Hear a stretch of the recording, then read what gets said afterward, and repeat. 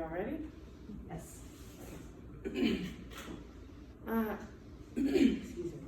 Along with chaos and confusion and uncertainty, this global pandemic it's also brought the increase of toilet paper and the lack of it on the shelves, but it's also brought the use of these disposable wipes. Now, most of us, myself included, probably have these in our dorm room or our apartment or our house to disinfect and clean daily surfaces. But what if I were to tell you that these wipes, along with other disposable wipes, can accumulate and cause the wreckage of sewage systems worldwide? Hi, my name is Ashley Settles, and today I'll be talking to you about disposable and flushable wipes and why we should stop using them. As an aunt of 7, I understand how convenient wipes are. Baby wipes, Clorox wipes, they're all convenient for when you spill something and you just want to clean it up pretty quickly. Along with my research, I found that we should stop using disposable wipes as much as we are. So today, I'm going to talk about where disposable wipes come from. I'm also going to talk about the effects they have on the environment. I'm going to talk about a few arguments in favor of using disposable wipes, and I'm going to talk about some potential solutions that you can integrate into your own life to stop using disposable wipes as much. So, where did disposable wipes come from? In 1957, according to the Wet Nap website, which was the first brand for wet wipes, this guy, his name is Arthur Julius, partnered with Colonel Sanders and KFC to bring the first wet wipes to America and to the world. And he introduced them. It became a multi-million-dollar company, and the wet wipes were originally used in restaurants to tackle grease and chicken. So, moving forward, what was actually in these wet wipes, although they were made to look like paper or cotton, they are not biodegradable, and they are made of polyester, polypropylene, and grease and oil. So these substances don't break down in the earth, and most of the time they're thrown in the trash, which end up in landfills, and the toxins can go into the earth and pollute the earth and help continue with the global warming and pollution problems that we're having today. The wipes are non-recyclable, so you can't throw them in the recycling bin when you're done with them, and they don't break down. So many people are flushing their wipes, especially baby wipes.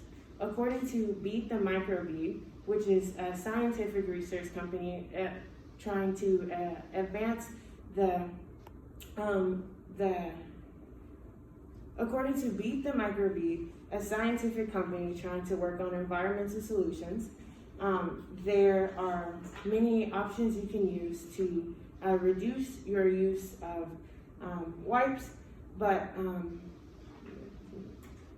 so these are called fatbergs, and fatbergs are buildup and conglomerates of oil, grease, and they start most oftentimes with wipes.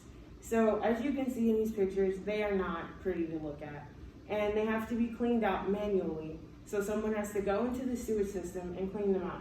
According to ABC News, there was a fatberg that was about 40 tons, and it was over 182 feet, and someone had to go in the sewage systems. This was in New York, and they had to go and clean the sewage systems and manually and break it down. And when it was tested, it was a buildup of grease, oil, and most often wipes. Most of the wipes that were in these fatbergs were baby wipes. About 75% of them were baby wipes. And then here in the New York Times, there was another article done about where the most popular cities were for these fatbergs to accumulate. New York and London were two of the most popular cities for these fatbergs. So let's address some criticisms. So most people who are in favor of using wipes argue that the cost and the versatility of the wipes and the convenience make them more user-friendly and make them a price that we're willing to pay. But most oftentimes, it's cheaper to make your own. And you can make your own wipes using vinegar, bleach, or rubbing alcohol. And there are plenty of simple recipes. For example, Healthline argues that you can use essential oils to customize your wipes and make them your own. You can also use biodegradable wipes, or ones that will completely break down in the earth. or you can recycle. So most of us have these containers in our possession already, so why not recycle them into a fun project? So today, I've talked about disposable wipes and their origins. I've also talked about the effects on the environment, and I've given some solutions that you can integrate into your personal life.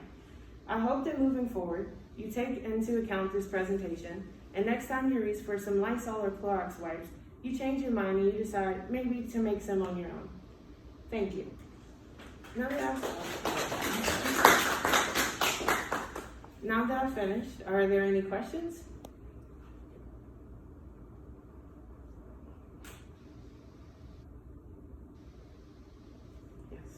In your research, did you happen to see like how many Clorox wipes, just wipes in general, have been like bought in this pandemic, like in the last couple of months? Yes. So the question was how many Clorox wipes or Lysol wipes have been bought during the pandemic? So I haven't looked into all the brands, but I know that specifically from Clorox, the production has increased to about 1 million wipes or 1 million containers of wipes that have been shipped out to stores every single day. And so that has increased about 33% from what it was before. And the wipes make up about half of their total sales for all their products. So like cleaning products, bleach, and everything else, the wipes are about half of those sales. So it's definitely increased during this pandemic. Yes. Is there anything that we can do about the wipes that are currently in the environment? Yeah, so I didn't actually come across that. What's the question? Oh, yes. The question was, is there anything that we can do about the wipes that are already in the environment?